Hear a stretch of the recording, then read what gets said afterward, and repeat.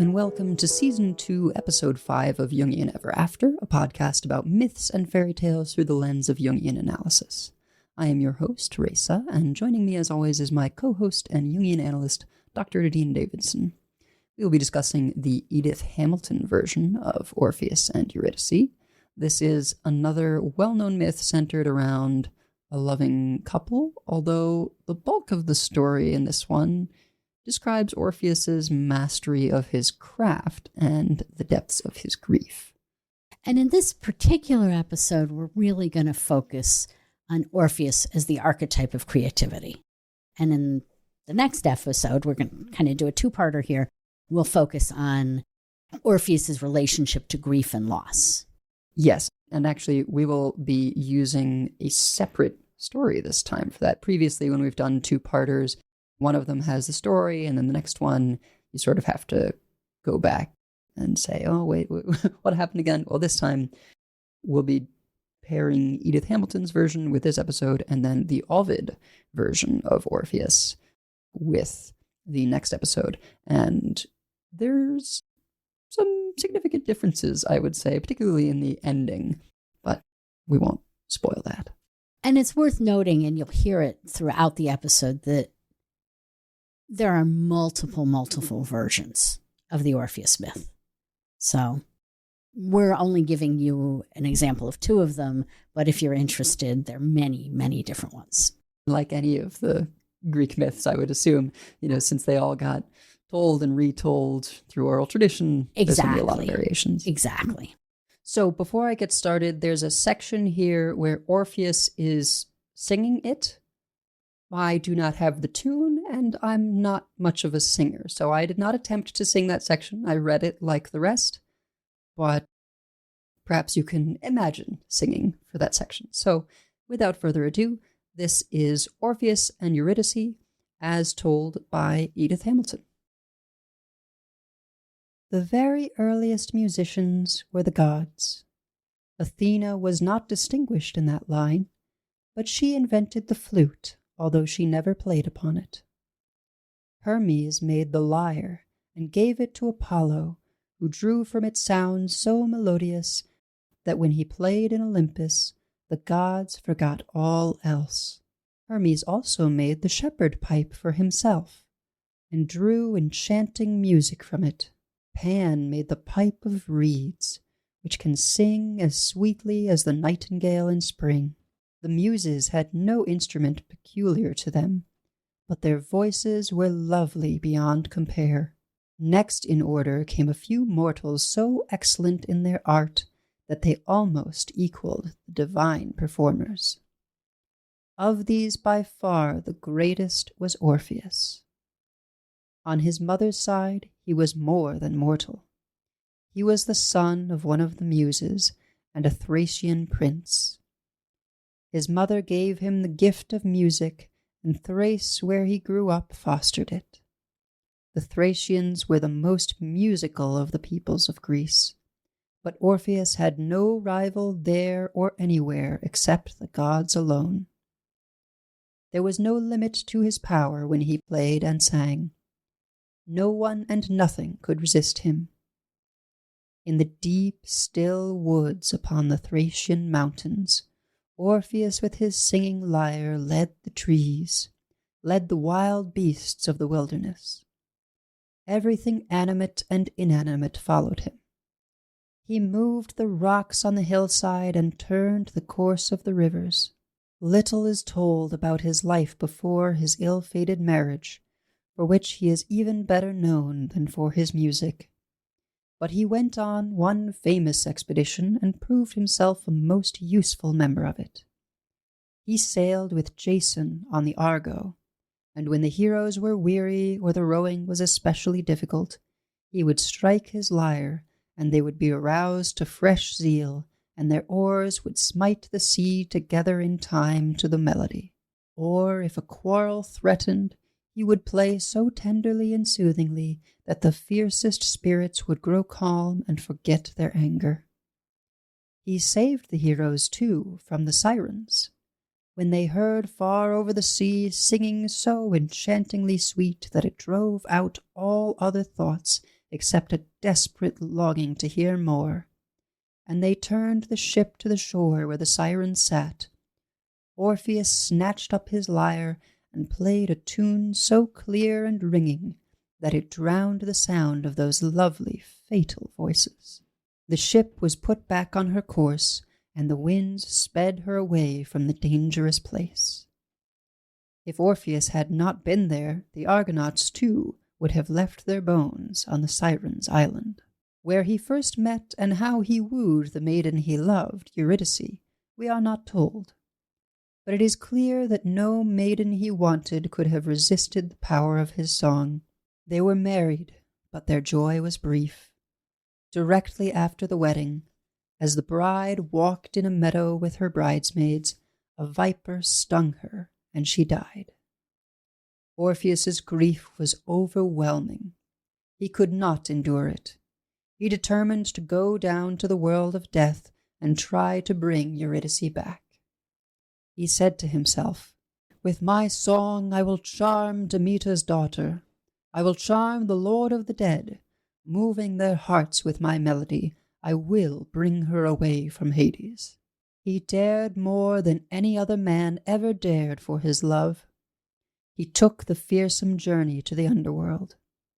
There he struck his lyre, and at the sound all that vast multitude were charmed to stillness. The dog Cerberus relaxed his guard. The wheel of Ixion stood motionless. Sisyphus sat at rest upon his stone. Tantalus forgot his thirst.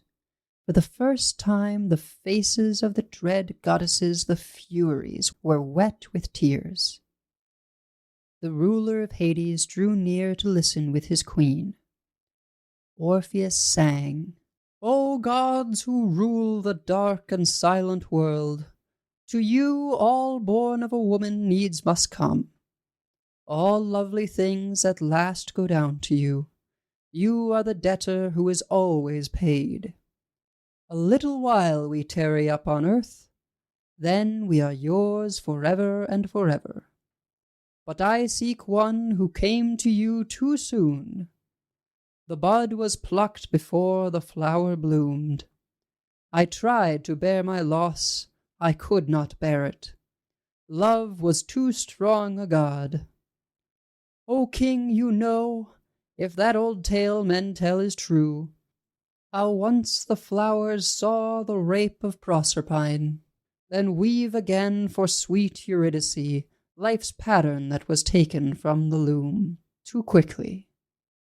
See, I ask a little thing, only that you will lend, not give, her to me. She shall be yours when her year's span is full." No one under the spell of his voice could refuse him anything. He drew iron tears down Pluto's cheek, and made hell grant what love did seek. They summoned Eurydice, and gave her to him, but upon one condition, that he would not look back at her as she followed him, until they had reached the upper world. So the two passed through the great doors of Hades to the path which would take them out of the darkness, climbing up and up. He knew that she must be just behind him, but he longed unutterably to give one glance to make sure. But now they were almost there. The blackness was turning gray. Now he had stepped out joyfully into the daylight.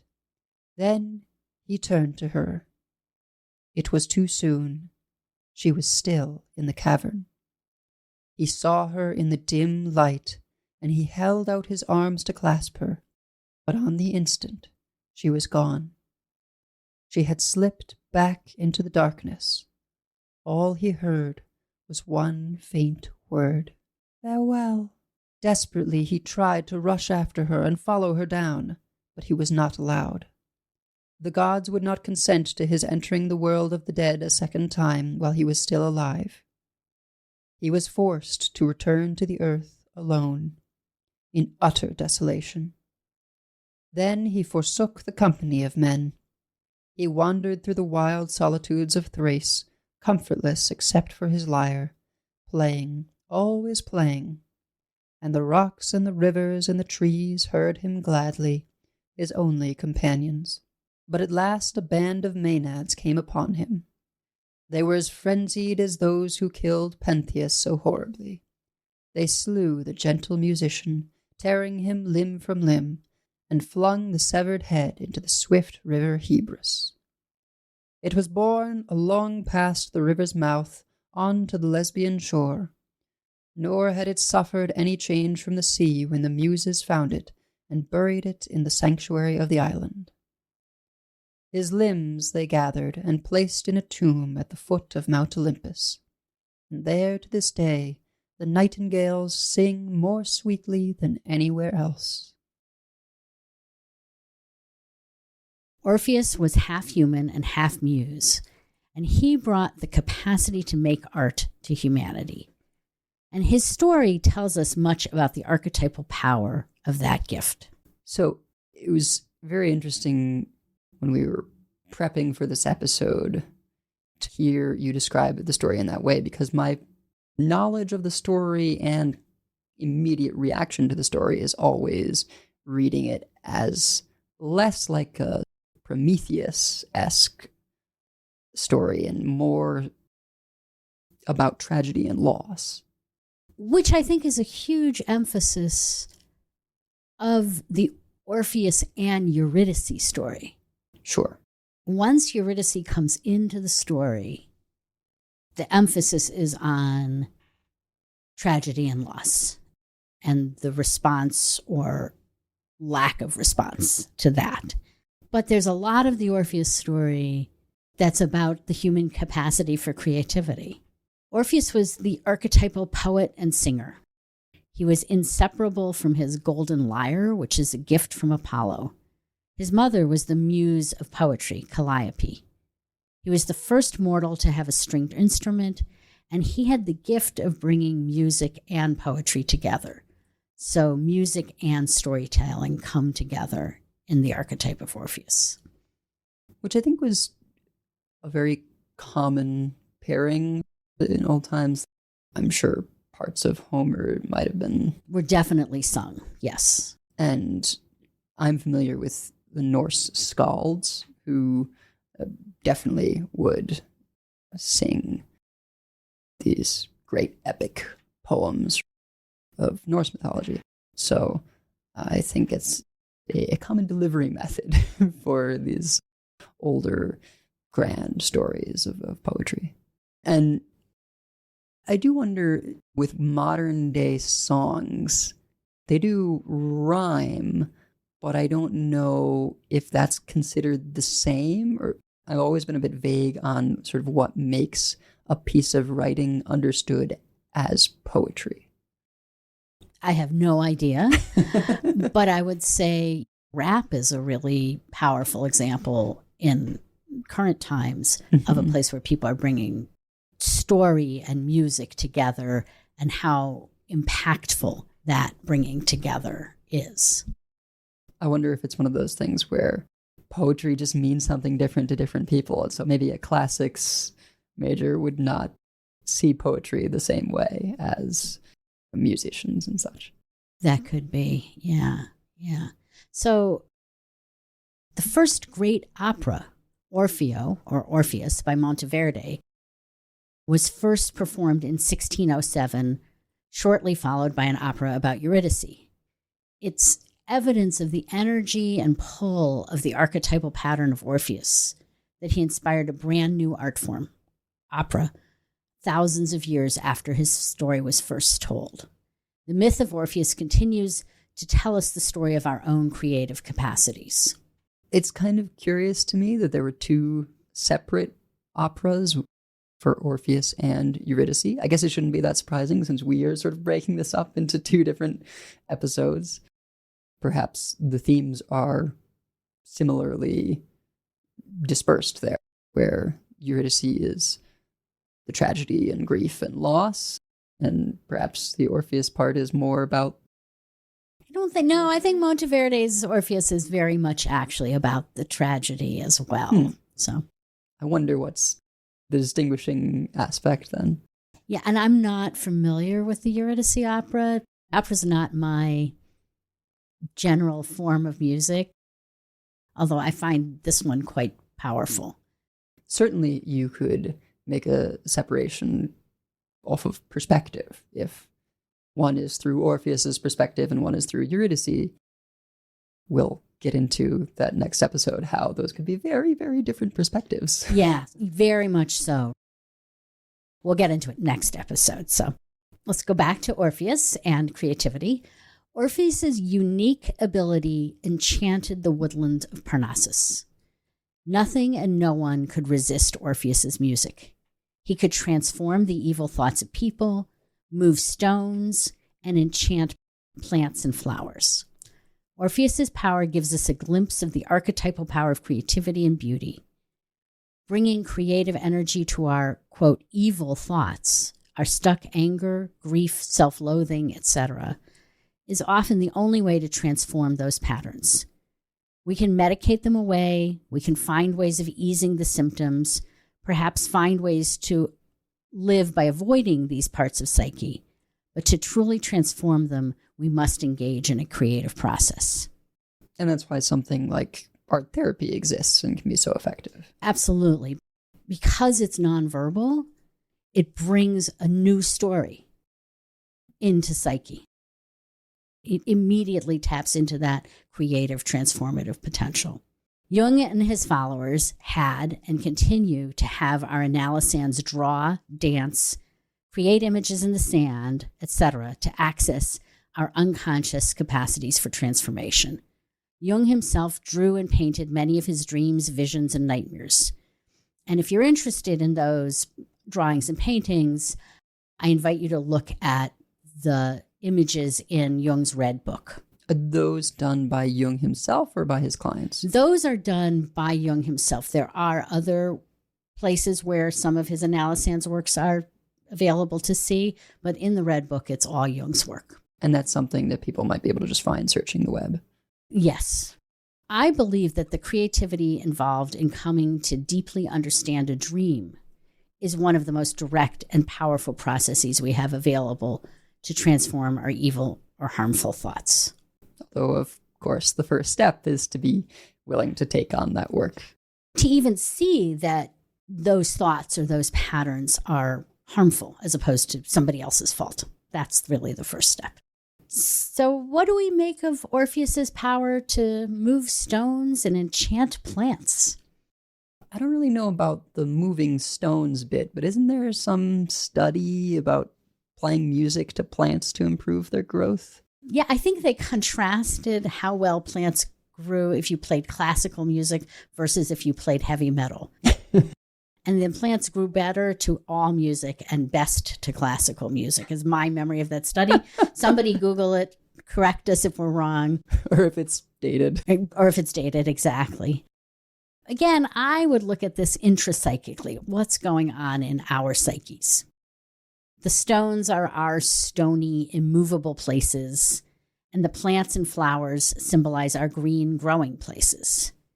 Creative work can soften the psychological stone, the stuckness, and support the growth of inner sprouts and flowers, the places where things are moving and growing and giving birth. Orpheus's gift enchanted the woodland of Parnassus, which is actually a mountain in Greece. Mountaintops were sacred to the gods. Orpheus lived at the base of Parnassus, and nothing could resist his music. He enchanted plants, flowers, trees would bend over to listen to his music. He could transform the thoughts of mortals, change their dispositions. His music could turn people's thoughts to worshiping the gods. This part of the myth really points out the role of the artist. Art, in this case music and poetry, links the conscious and unconscious. He is the personification of the power of music and poetry. This link can soften our stony parts, waters our inner garden, and opens the path to individuation. So just to clarify that a little bit, and to bring it back to dream work, it is the place where conscious and unconscious come together and blur together that transformation happens. And that is a place that art opens us up to. And in dream work, we bring our conscious self to the products of the unconscious. So they're very closely linked, I think, in that way.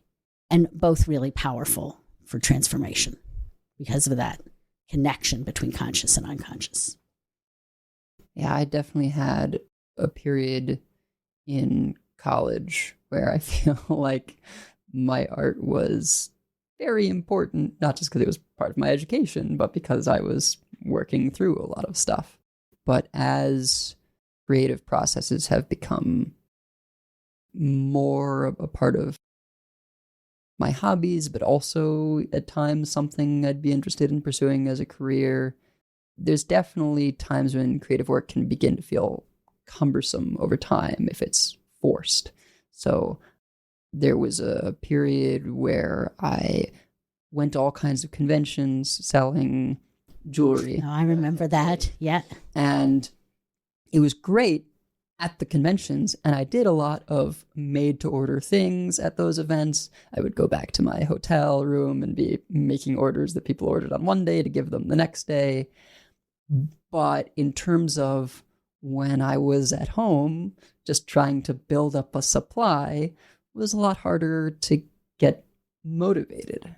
But more recently, sort of last year, I got into Dungeons and Dragons, not just as a player where you're just sort of participating, but there's not extra work, but as the person who runs the game, the dungeon master or game master. And I found that the way in which I could engage with that creativity and everything, it just doesn't tire me out. I had so many times where, whether I was designing for the game or just I would be taking care of my daughter, and like while we're at the Children's Museum, I'm just running through my mind of, okay, I can tie this aspect of this person's story to this part of the adventure. And, you know, even if I get behind sometimes because life gets in the way, as, you know, it always does, we have obligations, the extent to which I enjoy it is so great that it never feels like work. And I wonder if it doesn't feel like work because there's something about the nature of your connection to your unconscious. I mean, just as you're describing that walking through the museum and having ideas come up, they're coming up from somewhere. Dungeons and Dragons becomes the vehicle to connect to these deep places in yourself of new ideas and new stories. Jung argues that man has the possibility of participating in cosmic harmony through the development of consciousness. Consciousness develops through listening to our dreams, experiences of art, music, and storytelling, opening ourselves to creative expression. And I think that's exactly what's happening as you describe what you're doing with the Dungeons and Dragons. Well, and part of what's so exciting to me about D&D specifically, even though I had all these artistic pursuits over the course of my life, is that it's collaborative storytelling. I have a vague sense of the overarching plot points, but I don't actually know what my friends, the players, are going to do. So there's this back and forth at the table where I have to improvise a lot. And it's particularly fun when someone realizes that I've tied some aspect of their character's backstory that they wrote, and without knowing to what extent it would get used. But those moments emphasize the collaboration. And I think that's where it becomes a source of meaning for players. It's what makes it all come alive into more than just a game. Yeah, I think a really good D&D group is a process of creating an ongoing myth. And that's why it continues to be played decades after its introduction. Back to Orpheus, in an early part of the Orpheus myth, he sailed with Jason and the Argonauts to capture the Golden Fleece. The Golden Fleece was Jason's birthright, which was stolen, and he had to undergo a hero's journey to recapture it. Orpheus's role, or one of his roles, was to help keep the rowers in rhythm and to prevent quarrels among the sailors. Back when we had sailors who used sailboats or ships, they would have had a shantyman who would lead songs for the crew and to row in time and keep their spirits up. We had a resurgence of sea shanties kind of during COVID times, or maybe a little bit before, music-wise. But of course, all our ships are powered by engines, not people. Right. But work songs, yes, are an archetypal form. Yeah. Never had to deal with fending off sirens, though. Literally, but perhaps psychologically, we'll see. Again, this is symbolic of the power of art to keep us moving towards our personal treasure. And our treasure is becoming whole and truly ourselves. Just as listening to music can bring a room full of people into a shared rhythm, so can our internal music bring us into rhythm with ourselves. A work song can make hard physical labor easier and can help a group of people work in unison. Our internal work song can make our psychological work easier and more powerful. And I was wondering, what songs or music function this way for us? And what is it about those particular songs or genres? So yeah, I wouldn't narrow it down to a single song, because I feel like usually tasks are longer than that. So unless you're going to listen to one song on repeat, you need sort of a broader playlist there. But I definitely have genres that I use for certain tasks. And the two main ones are that if I'm doing something physically taxing, I prefer faster, kind of more up-tempo electronic music. And then if I need to focus, like if I'm competing in a tournament of Hearthstone, that card game, or if I just want to remain calm, fall asleep, then I listen to Enya. Yeah, I mean, honestly, actually, those shanty songs, if I'm gardening or doing something physical, it still works. Patti Smith and The Clash, if I need courage or I need to connect to my righteous anger. Bluegrass will get me dancing. Jonathan Richman gives me a window into love. The song Wayfaring Stranger connects me immediately to the beauty and peace of death. Spirituals, hymns, Jewish sacred chant open a bridge to the divine. You made me think of one more, which is I often have a sort of playlist specifically for kind of embracing sadness, right? Mm-hmm.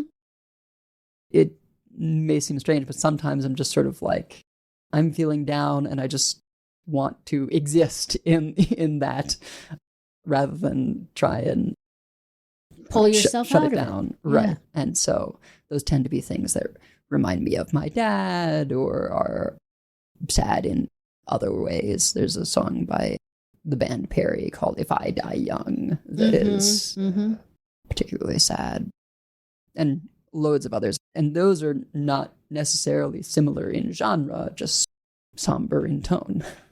My mom is very, very slowly dying of dementia. And so at this point, visiting with her is really just sitting in the room with her. And I have started bringing out my Spotify, and I do tend to listen to songs that are in the minor key, right? It's just helps me connect to the sadness. Yeah. Yeah. On a lighter note, this podcast is an expression of my creativity. This is a place where I can connect the stuff that I think about and that I feel deeply, and I can put it into words and then connect it to the outer world. And for me, that's an example of that unconscious and conscious link, which is the source of creativity. Yeah. I feel like a lot of this is informative for me. It's learning about this different way of looking at these myths or fairy tales and things, because I do have more of a layperson perspective, I guess, or pop culture perspective, depending on the thing. Certainly with the Grimm's fairy tales, there's a lot of pop culture stuff surrounding those because Disney, but a little bit less so with Greek, although there are some things. I think it's just, I love myths and fairy tales so much, and I shouldn't have been surprised that I would enjoy. I was always intimidated by being the game master, right? But I shouldn't be surprised that I enjoy it because I just love stories. Right. That's what we both share. And I think the podcast is a chance to bring those stories, both how they work on us and how they might work on a larger outside world, which is an exciting process for me. Again, back to our myth. We alluded to Orpheus saving the Argonauts from the Sirens, which he does as they're rowing towards the Golden Fleece. He is able to drown out their beautiful but poisonous music. We all have a siren song or songs that pull us away from our true work, but are so enchanting that we will throw ourselves overboard temporarily or permanently. I would equate the sirens to our vices or addictions. They're things that we have trouble resisting. It's really easy for me, and I think many of my generation, to end up playing a board game, watching TV, scrolling on social media. I was going to say that, right? I'm not sure that a board game is an addiction. Well, sorry, did I say board game? Video game. Ah, okay. The stuff that you can easily access and do, and it can take up a lot of time. But leads you nowhere. It's not to say that I don't have some fulfillment on completing certain story-based video games, at least for me. That at least I feel like it's more an interactive story, right? Like reading a book. But even reading a book can sometimes get in the way of the other stuff you have to do to be productive. As I don't remember which one of my teachers, but one of my teachers said anything can function defensively. Anything can be valuable, and anything can also pull us off our true work, which is always something that's going to contribute to individuation. And I think even drugs and alcohol can function that way. Sure. They can have value in opening us to something new, and they can completely numb us and close us off to anything important or valuable. Right. I probably was the only kid in my class in elementary school to get in trouble for having a book and reading it during some assembly. I did too. I was so bored in grade school in particular that I would have a book inside the textbook. And I would get caught and get in trouble regularly. There was some kind of, I don't know, sports-related assembly where there was a group performing, and I'm like, I'm not interested in this. Let me read my high fantasy novel. And here we are reading our high fantasy novels to the broader public. So one of my siren songs is perfectly articulated by Margaret Atwood in her poem, Siren Song. This is the one song everyone would like to learn, the song that is irresistible, the song that forces men to leap overboard in squadrons, even though they see the beached skulls. The song nobody knows, because anyone who has heard it is dead and the others can't remember. Shall I tell you the secret? And if I do, will you get me out of this bird suit? I don't enjoy it here, squatting on this island, looking picturesque and mythical, with these two feathery maniacs. I don't enjoy singing this trio, fatal and valuable. I will tell the secret to you, only to you. Come closer. This song is a cry for help. Help me. Only you can. You are unique. At last, alas, it is a boring song, but it works every time. This is such a different perspective for me on the sirens, because I feel like they're always described as beautiful in song, if not appearance, though sometimes in appearance. I think mermaids are the continuation of that myth. The mermaids draw away sailors to their death. And here, it's not that the song is beautiful. It's a boring song, but it taps into that fact that we all want to be unique. We want to feel special at being the person who can help. And that is its own intoxicating idea. I totally agree. And I have shared this poem with I don't know how many therapists, and every one of them has been like, oh my goodness, that explains something so important about me and about where I might go wrong. Mm-hmm. When I start to think it's me, only me, who can help, I can know I'm off track. Right. And I'm going to be allegorically throwing myself to my my doom. Yeah. It is where you start going into the territory of some of the other topics we've discussed in terms of inflated ego. Right, exactly. And the savior complex. Right. Yeah, so it's interesting that for Margaret Atwood, it's the savior complex that is the siren song. Yeah. So eventually Jason gets to the fleece, and it's at the top of a tree guarded by a dragon. The golden fleece in this story is a symbol for our heart's desire, for completion. And it's guarded by a dragon, our shadow, our anger, our fear, our greed, that must be overtaken. Dragons in the Western tradition often symbolize pointless greed. They kill for and guard treasure they cannot use. I always can't help myself when thinking about Western dragons. They just remind me of the billionaire class. And it is an amount of wealth that evolutionarily is challenging for us to wrap our heads around. We are not developed to deal with numbers that big. When we hear that the deficit is some trillions of dollars, like, it's meaningless. At a certain point, For sure. we just say number big. And that's all it means. It's tough to recognize that a millionaire has more in common with a homeless person than they do with a billionaire. That is the scale difference. And most billionaires, even ones that we know maybe do good things like Bill Gates, right? Most achieve it and protect that wealth through uncaring means. And they will never come close to spending it. You could maybe argue that Beyonce and Taylor Swift recently hit like the billion mark.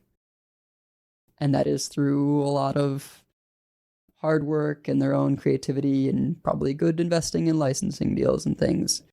And perhaps there's no exploitation going on there. But certainly when it comes to our multi-billionaires, Our oligarchs. yeah, someone is losing out. And it is generally only through uncaring means that you can achieve wealth that is that vast. And it won't be spent by you or generations of your offspring. Right. So it really has that dragonish quality of cruelty and pointlessness. Yeah. And I think it's a lovely example of how we really do live in the archetypes.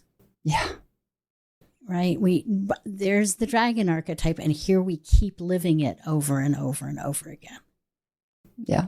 Luckily for Jason and his quest, Orpheus is around, and he is able to put the dragon to sleep. This, for me, symbolizes that the creative force can calm the shadow.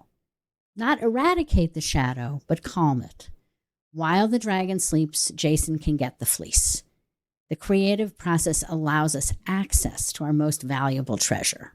I'm reminded of listening to Enya to sort of quiet my anxieties so that I can sleep.